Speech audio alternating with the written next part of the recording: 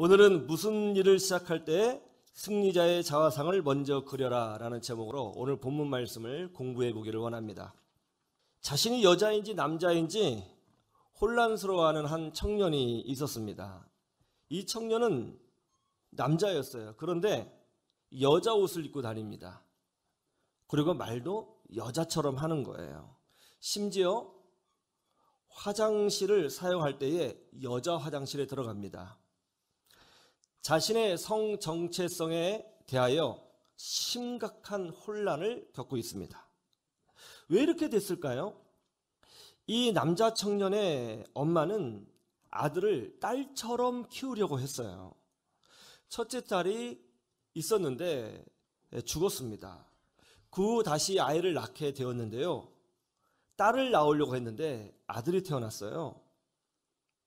엄마는 첫째 딸의 모습을 아들에게 투영시켰습니다. 그러면서 아들에게 여자 옷을 입혔고요. 또 여자 인형을 사주었습니다. 머리를 기르고 머리를 따주었습니다.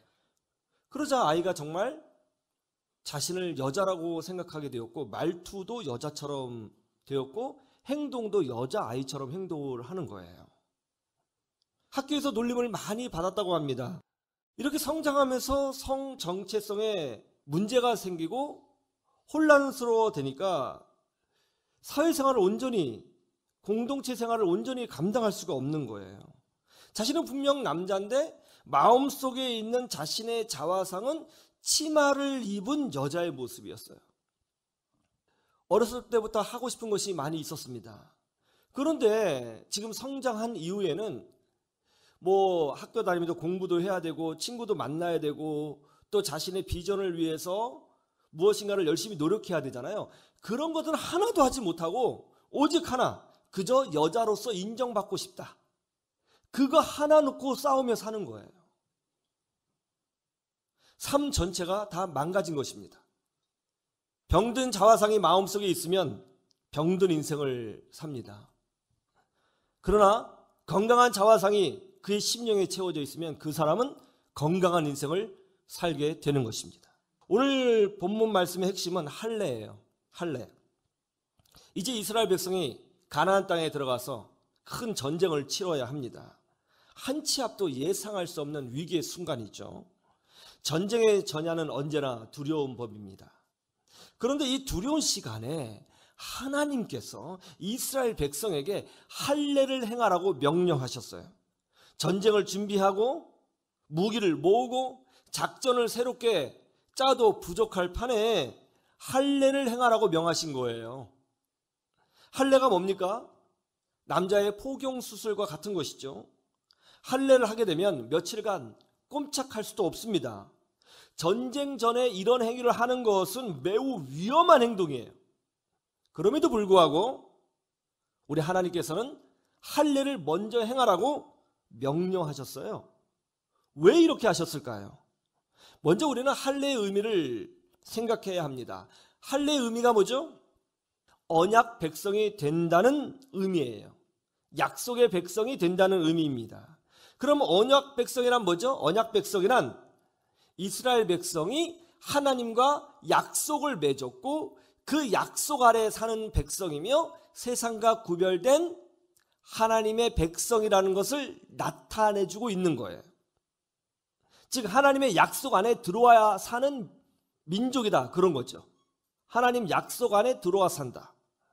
그래서 언약 백성은 하나님이 약속하신 젖과 꿀이 흐르는 땅을 가질 수가 있고요. 하나님이 약속하신 그 선민의 축복을 누릴 수가 있고요. 하나님이 약속하신 아브라함의 축복을 누릴 수가 있게 되는 것이죠.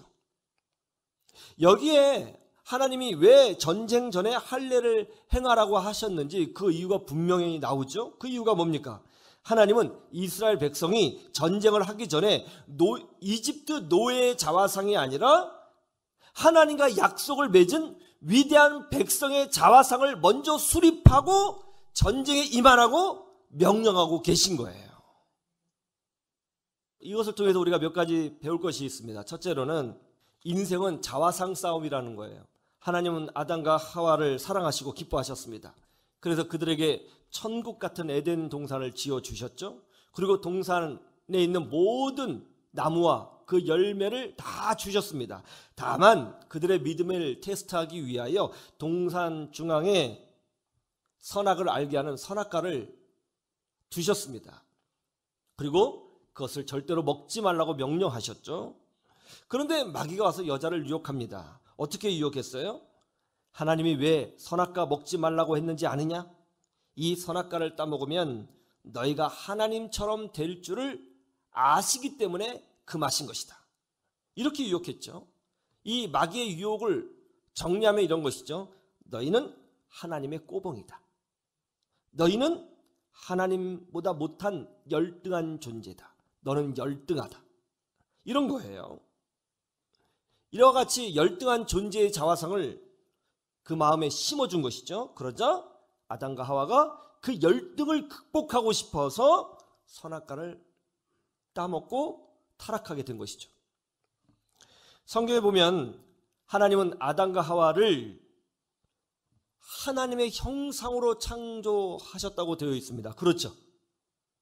아담과 하와가 나는 축복받고 사랑받는 하나님의 형상이다, 이런 자화상이 그 마음에 있었다면 마귀의 유혹에 넘어갔을까요? 넘어가지 않았을 것입니다. 그러나 마귀가 열등한 존재의 자화상을 넣어주니까 너무 쉽게 죄를 짓고 너무 쉽게 타락하고 말았던 것이죠.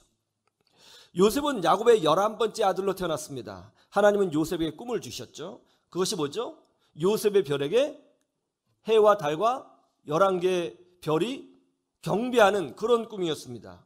그 요셉의 마음에 하늘의 별과 같은 존재, 모든 사람들에게 존경받는 존재의 자화상이 그의 마음에 그려지게 되었죠. 그러나 이것을 질투한 형들이 요셉을 이집트의 노예로 팔아버립니다. 정말 충격적인 일이죠. 요셉은 졸지에 노예가 되었습니다. 요셉이 보디발 장군의 노예로 있었을 때에 보디발의 아내가 요셉을 성적으로 유혹했습니다. 그때 요셉이 이렇게 말하죠. 내가 어찌 하나님과 당신 남편에게 죄를 범하겠습니까? 하면서 그 유혹을 단호히 물리치죠. 이것을 통해서 알 수 있는 것이 뭐죠? 내가 어찌 하나님께 죄를 범할 수 있습니까? 이 표현, 요셉은 자신이 하나님의 사람이라고 하는 분명한 자화상이 있었다는 거예요. 이런 자화상이 있으니까 유혹에 넘어가지 않은 거죠. 인생은 결국 자화상 싸움입니다. 자화상이 건강할 때 영적 멘탈이 강해지는 거예요. 미국 학생들이 가장 존경하는 직업이 소방대원이고 둘째가 군인이라고 합니다. 왜 그런가요? 그들이 주는 어떤 특별한 자화상이 있어요. 그것이 뭐죠? 나라를 구하고 생명을 구하고 세상을 변화시키는 위대한 일을 하는 사람, 이런 자화상이 있죠. 이런 자화상에 미국 젊은이들이 열광하고 있는 거예요.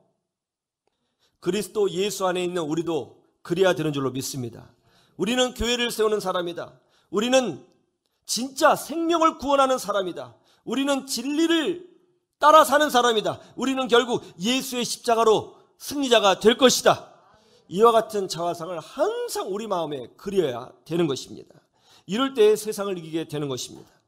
영적 전쟁은 바로 자화상의 전쟁인 것입니다. 교회를 건축하게 되었습니다. 건축 현장에서 인부들이 열심히 벽돌을 쌓고 있었습니다. 그때 한 분에게 질문했어요. 지금 뭐하고 계십니까? 그러자 인부가 버럭 화를 내면서 대답합니다. 아, 보면 몰라요. 지금 먹고 살기 위해서 일하고 있잖아. 하루 벌어 하루 먹고 살고 있는데 지금 노가다 하고 있는 거 안 보여요? 그렇게 화를 냈어요. 다른 인부에게 물어봤습니다. 지금 뭐하고 계십니까? 그러자 그분이 이렇게 답변합니다. 예, 저는 지금 하나님의 집을 세우고 있는 중입니다. 나에게 이런 일을 하도록 하신 하나님께 얼마나 감사한지를 모르겠습니다. 나 같은 사람도 하나님의 집을 지을 수가 있네요. 여러분, 이 두 사람이 지금 똑같은 일을 하고 있죠. 이 두 사람의 미래가 같을까요? 다른 미래를 맞이하게 될 것이라고 저는 생각합니다. 영적 전쟁은 곧 자화상의 싸움입니다. 이 싸움에서 승리하시기를 주님의 이름으로 축원합니다.